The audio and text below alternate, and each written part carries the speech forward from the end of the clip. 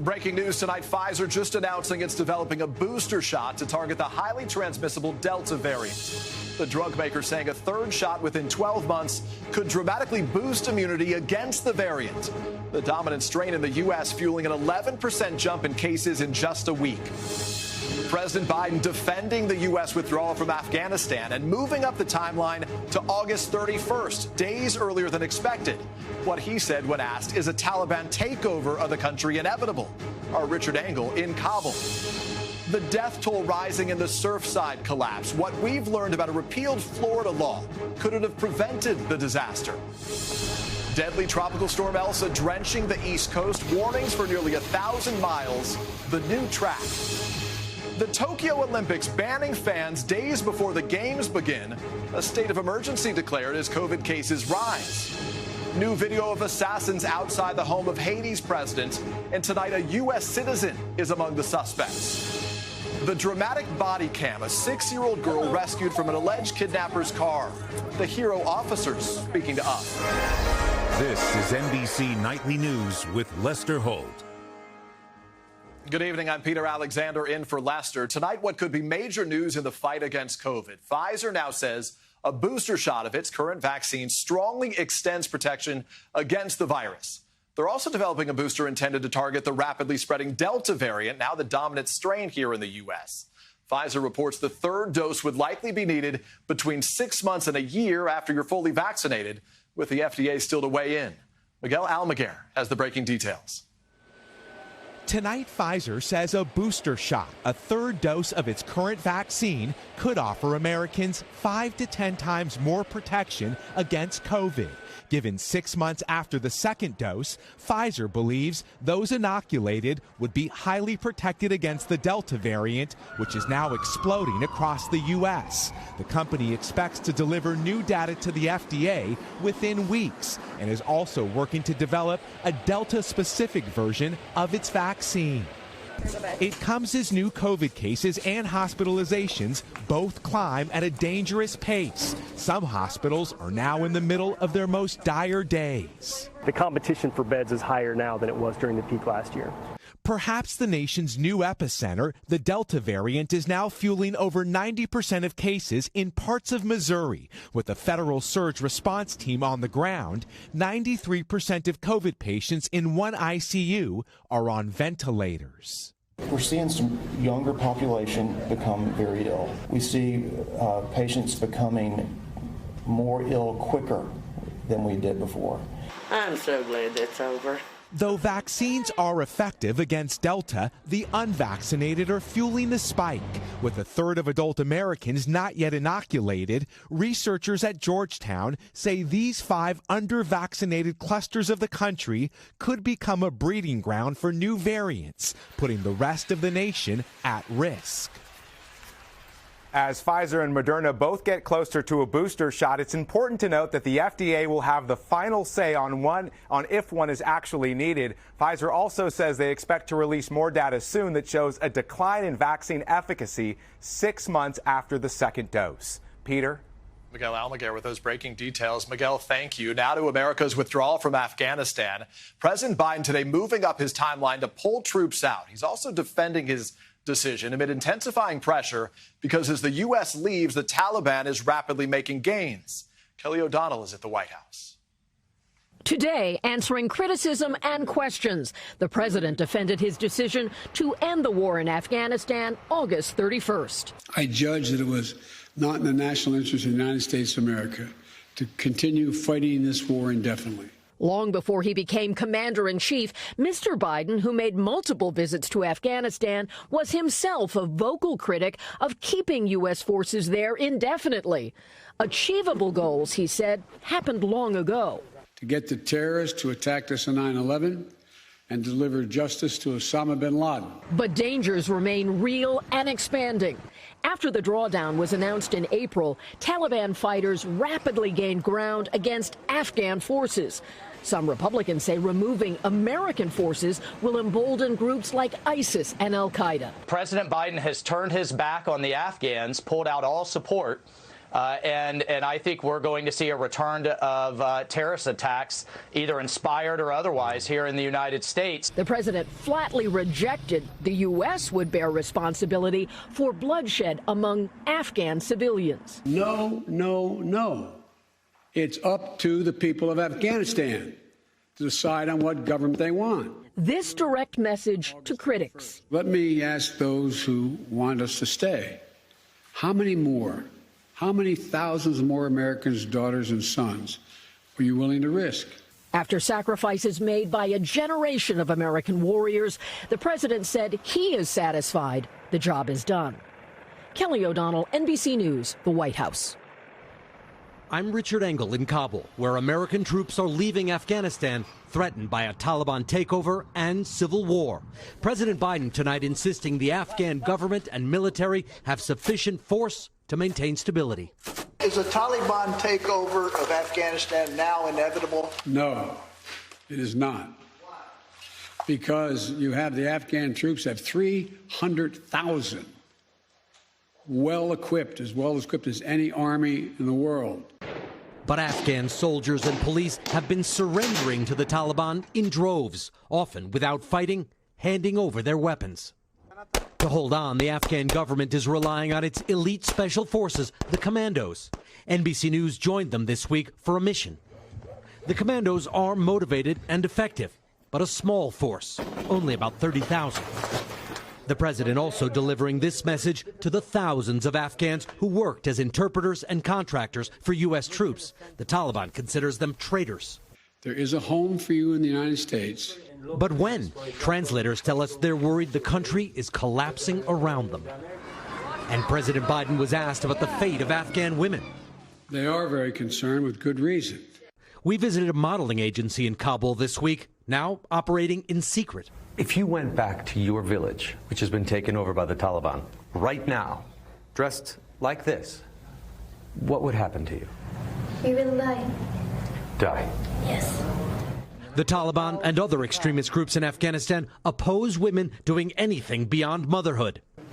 Girls' schools have already come under attack. Richard's in Kabul. Richard, how's the Taliban reacting to the U.S. withdrawal? I've spoken to Taliban leaders who've told me they consider this a major victory. And tonight, President Biden said that the U.S. is pulling out because it does not want to suffer casualties from the Taliban. For the Taliban, this is a badge of honor. They say they were able to push the United States out of this country by force. Richard, thank you. And in just 60 seconds, we take it to Tokyo, where fans were just banned from the Olympics. The death toll is rising after that condo building collapse in Florida, and NBC News has learned more about a repealed law that might have prevented the disaster. Our Sam Brock is there. Amidst the lines of first responders, families, and leaders, all linked shoulder to shoulder, an acknowledgement that silence can speak louder than words. Comfort and faith displayed through clergy clutching rosaries and rabbis in prayer as rescue efforts now turn to the first day of recovery. Rachel Spiegel's mother, Judy, is still missing. Just so difficult, and what I'm really dreading is the next phase. I'm not quite there yet personally. My family's not quite there, and my kids are not there. Tonight, Miami-Dade Fire and Rescue telling families, we mourn with you. This powerful scene against a backdrop of community-wide concern. Right now, many residents in neighboring Miami Beach want to know, what risk am I at with my building? There are about 5,000 commercial properties in Miami Beach, and around 500 of them are undergoing some form of recertification right now. The city immediately sprang into action. How soon after the collapse did you jump in on inspections? The next day, Friday. City manager Alina Hudak says Miami Beach just wrapped up a visual inspection of all those buildings as it awaits a deeper dive within 21 days. And 15 complexes, 10 of them occupied, have been red flagged for visual deficiencies. What's your threshold for having to evacuate a building? If we can't get a letter from a structural engineer assuring us that the building is safe for occupancy, we will have to pull that trigger. Miami Beach could act in a matter of days as 76 people in Surfside remain unaccounted for. Still, those on the front lines lifted tonight by the nearly 500 thank you cards coming from students near and far. At this time of silence, the love doing all the talking. Sam joins us now. Sam, we're learning more about a Florida law that might have prevented this from happening. Peter, that's right. A 2008 Florida law required condo associations to conduct a survey every 5 years, identifying repairs and how much they would cost. That law, Peter, was repealed in 2010. Sam Brock, thank you. And Tropical Storm Elsa is racing up the East Coast tonight after carving a deadly path through the southeast. Watches and warnings are now posted through New England. A stunning reversal for the Tokyo Olympics. When the games begin in just over 2 weeks from now, fans will not be allowed to attend with COVID cases there on the rise.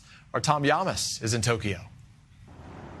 When the Olympics kick off in 15 days, these seats will be empty.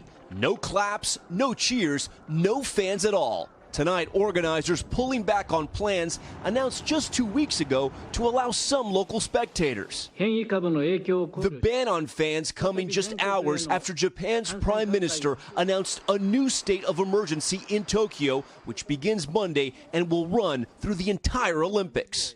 One of the reasons for the state of emergency, officials want to thin out the crowds at restaurants and bars like here in downtown Tokyo.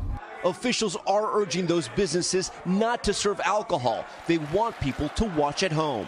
Even the illuminated Olympic rings are being shut off early. The new restrictions come after an uptick in COVID cases in Tokyo due to the Delta variant.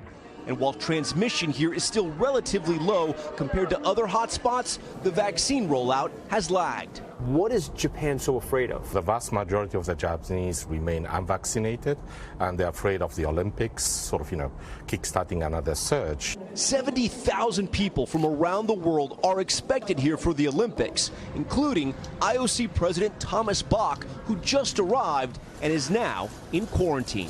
As for the athletes themselves, some have described this move as heartbreaking. And we're learning tonight that some events held outside of Tokyo could have fans, like baseball, surfing, and the marathon. Peter? Tom Yamas in Tokyo. Tom, thank you. And chilling new images from outside the home where Haiti's president was assassinated.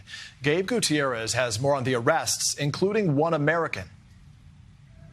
After more video emerged of assassins outside the private home of Haiti's president, less than 24 hours later came the first arrest. Authorities now say 7 suspects were killed during a gun battle and 6 others are now in custody. I'm also aware that a larger group of possible perpetrators have taken refuge in 2 buildings in the city and that they are now surrounded by the police. New footage appears to show heavily armed men moving down the street around the time President Jovenel Moïse was assassinated. In separate audio, a voice can be heard identifying the group in English as DEA agents. The Haitian government says they also spoke Spanish and were foreign mercenaries posing as DEA agents. The country's ambassador won't say who may have paid them or whether they had inside help. We don't want to speculate. There is an investigation going on. First Lady Martine Moïse was critically wounded and is being treated at a Miami hospital. In Haiti, the prime minister has declared a state of siege. Today, protesters gathered outside a police station where suspects were being held. And late today, Haiti's Minister of Elections confirms to NBC News that at least 1 U.S. citizen is among those in custody. Peter? Gabe Gutierrez. Gabe, thank you. After years of negotiations, states that once opposed a settlement with Purdue Pharma over its role in the opioid crisis are now changing course, paving the way for the wealthy Sackler family to pay billions. Here's Kate Snow. With a bankruptcy court deadline looming, 15 states cut a deal with Purdue and the billionaire family that founded the company, the Sacklers. They should be held responsible for their conduct, and that's what we are doing here today. The biggest new item, millions of documents, including emails, will eventually be made public. Our job as AGs was to look at what our families needed. They wanted full disclosure, transparency, a light shown, the secrets to be told. The Sacklers will pay more than $4.3 billion of what's expected to be an $8 billion settlement. Sackler family members called the resolution an important step toward providing substantial resources for people and communities in need. But no agreement to remove the Sackler name from major museums. The Sacklers are shielded from future liability and don't admit any responsibility for the opioid crisis. 9 states and Washington, D.C. still oppose the deal, though it's highly unlikely they could stop it. Washington State's Attorney General saying this settlement plan allows the Sacklers to walk away as billionaires with a legal shield for life. Once they pay this, they're done. They walk away and live the rest of their life. I can't do that. We first met Sandy Blankenship and her adoptive daughter Eva in West Virginia in 2019. Eva was born dependent on opioids. Then 6, she struggled to sit still and sing her ABCs. QOSTUB. She can't count to 20, and she can't say her ABCs all the way through. So you think there's some deficits there? I'm sorry. It's my baby. Little Eva is one of thousands seeking compensation after the Purdue bankruptcy. Of the total settlement, just $750 million is being set aside for individuals, and a fraction of that for kids born dependent.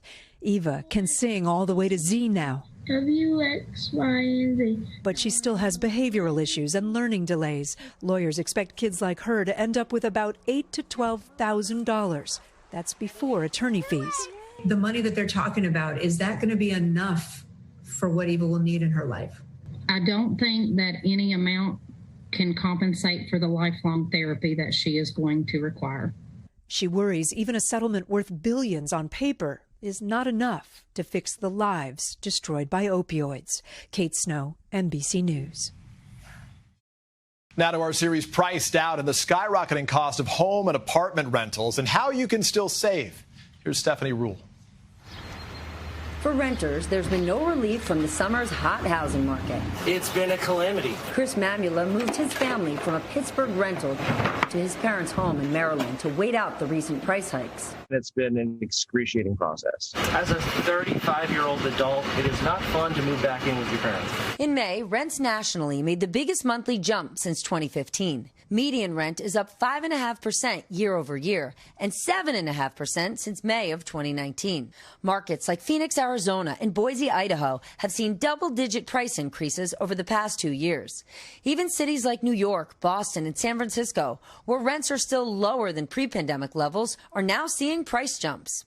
People have confidence, so they are ready to sign long-term leases. And renters are also willing to pay more for rent in order to have that extra bedroom. Mamula hopes prices come down, but the market shows no immediate signs of reversing course. Well, this house at 1,600 square foot is $1,200 a month. We're seeing rates here in Pittsburgh at about $1,800 to $2,000 now for a similar property. Experts say if you're having a hard time finding a rental in your price range, ask for concessions like free parking or a month of free rent. Consider widening your search to get the amenities or price you're looking for, and be ready to negotiate rates. House hunting, not for the faint of heart. Stephanie Rule, NBC News. And up next, the amazing rescue caught on camera. Hello. Finally tonight, the quick-thinking neighbors and heroic officers who returned a little girl home safely after a terrifying ordeal. Neighbors say it happened in an instant. He came around the corner, parked his car, got out, within 15 seconds. Just like that, a 6-year-old girl outside with her bike in Louisville, Kentucky disappeared. He just grabbed her by the collar, threw her bike, threw her in the passenger seat. They immediately called 911. Everyone from the entire division dropped everything they were doing. We probably had 13, 14 cars. Among them, Sergeant Joseph Keeling and Officer Jason Burba. It's like the world stops, so it's like every second feels like hours. Within minutes, they found that car. To your hands. What's your exact location? Hands. Put your hands in the air. Keep walking back. Keep walking back. Get on your knees. A 40-year-old man arrested. When I approached the vehicle, I didn't know what was going to be behind the door. And in the front seat, that brave little girl. It's okay. Come here. It's okay. Both fathers themselves, the moment hit home. It was tough.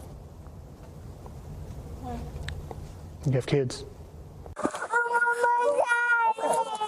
It's overwhelming, very overwhelming, especially when you hear her crying and asking for her family. Definitely a gut check. A gut check, and thankfully a rescue. Just so glad that she's okay, and a huge thank you to those officers as well. That is Nightly News for this Thursday. We thank you for watching. I'm Peter Alexander. Have a good night. Hey, NBC News viewers, thanks for checking out our YouTube channel. Subscribe by clicking on that button down here. And click on any of the videos over here to watch the latest interviews, show highlights, and digital exclusives. Thanks for watching.